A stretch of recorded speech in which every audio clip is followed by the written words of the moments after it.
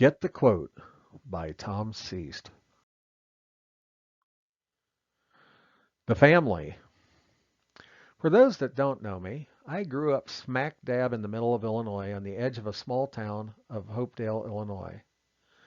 I have many fond memories of my growing up in that town of roughly 900 residents.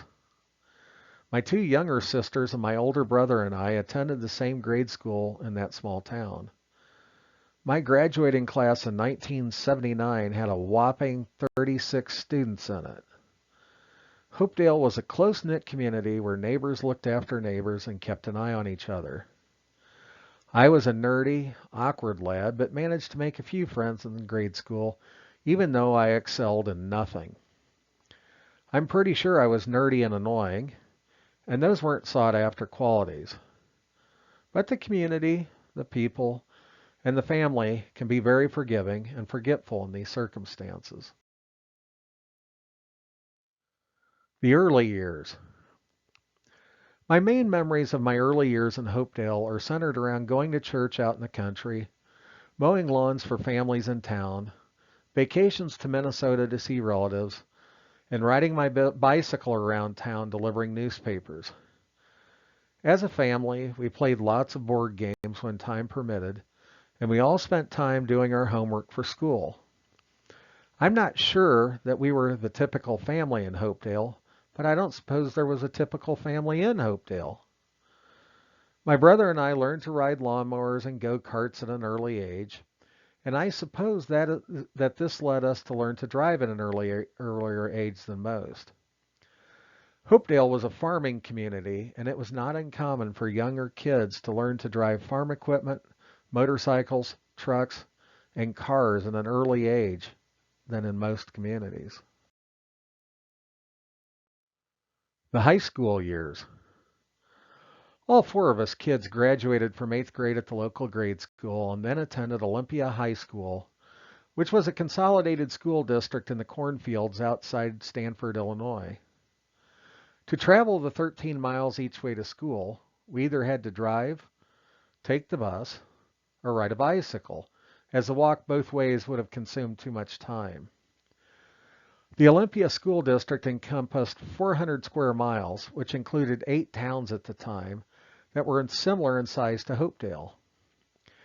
If memory serves, my graduating class at Olympia had 218 students in it from these 8 communities. But I tend to be old and forgetful. I developed more friends in high school, hung out with the herd of nerds, and generally avoided trouble. I continued mowing lawns, doing my paper routes, and occasionally did my homework for school. 1980 Renault LeCar. I can't guarantee that it was a 1980 Renault LeCar, but I know for sure that it was red and had a sunroof like the car pictured here. It had a 5-speed stick shift, got an average of 35 miles per gallon of gas, and had a stereo system with a cassette player. Because it could be cold in the winter when I did my paper routes, my dad took me out into the country when I was 12 or 13 years old and taught me to drive the LeCar. As I said, driving at that age wasn't extraordinary in our community, but our entire family of 6 used to fit into that big station wagon. My poor youngest sister spent her time traveling in the hatch area, and my brother and I would be up front in the later years.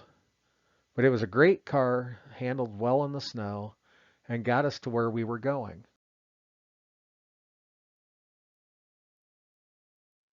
Shifting troubles.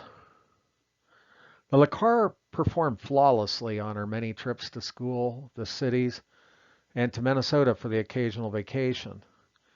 And you could say that we became a very close family in that car. However, sometime around 1982 or 1983, the car developed problems with the gear shift linkage. My dad was mechanically gifted and could fix anything with duct tape, a ball of twine, a little bit of wire, and WD-40. So Dad looked at the problem and showed my brother and I how to reconnect the gear shift linkage and tie it in place with a piece of twine. About every 2 or 3 weeks, the twine would break as my brother and I were driving somewhere, We'd have to jack the car up and replace the twine that held the linkage together. My brother and I were both into process optimization, and we became very quick at jacking up the car and replacing the twine. We'd often have to do it in the rain or the snow, but we were still grateful to have the trusty car to drive. In our minds, that trusty steed was a race car that could accelerate from 0 to 60 in just under a day. Mechanic's Quandary. As we aged into our late teens, my brother and I both attended Bradley University in Peoria, Illinois. We'd make the drive to and from school and work in Peoria, which was roughly 28 miles away from Hopedale. One day, while waiting for my brother to get out of class, I decided to take the LeCar to the dealer there in Peoria to get a quote to see how much it would be to fix the gear shift linkage. I walked into the shop at the dealership and explained the problem with the car. The head mechanic said that he had an open mechanics bay and that he would take a quick look and give me a quote. I could see the bay where the mechanic pulled the vehicle, and he ran it up around 6 feet off the ground so he could walk under it and take a look. Pretty soon, he came out grinning and called over all the other mechanics. In no time, there was a group of 4 or 5 mechanics having a pretty good laugh. I looked on nervously from the parts counter, figuring that it was going to be quite expensive, and neither my brother nor I were wealthy at the time. 79 cents. The mechanic walked back in, calmed down enough to talk to me, and prepared me for the bad news.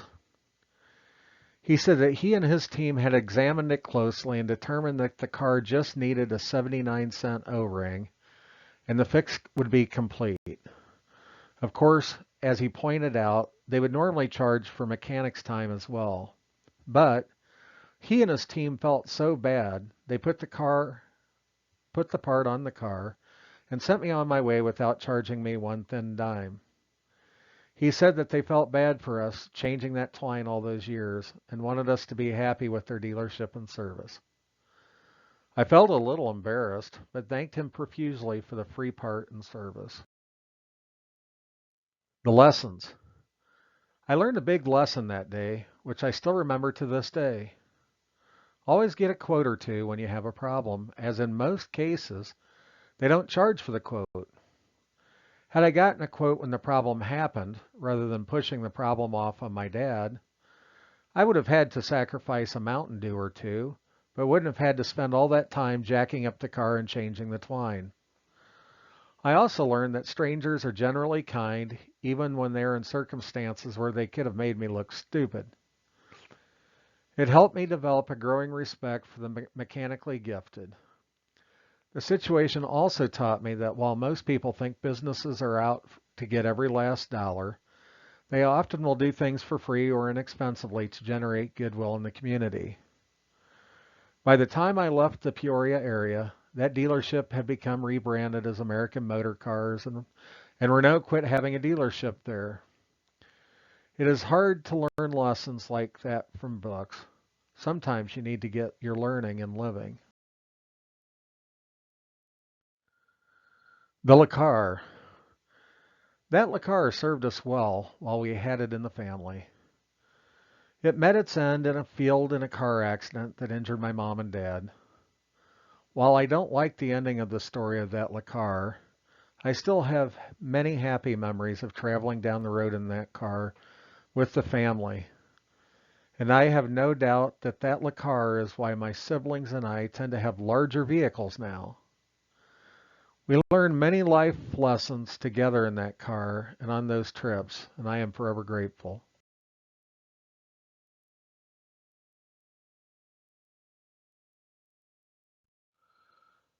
Me. I hope that you will always get the quote when something is broken. In my lifetime, I've gotten quotes for dental work, heart-related medical procedures, plumbing work, electrical work, and many other things, and I've had to tell them, no thank you. But I remember to get the quote because I'll never know if I don't ask. I hope my memories of the LeCar and the lessons may help you in some way in your life. And if I can help you in any way, please let me know. If you like my writing or my reading, don't put off following me at any of the links listed below.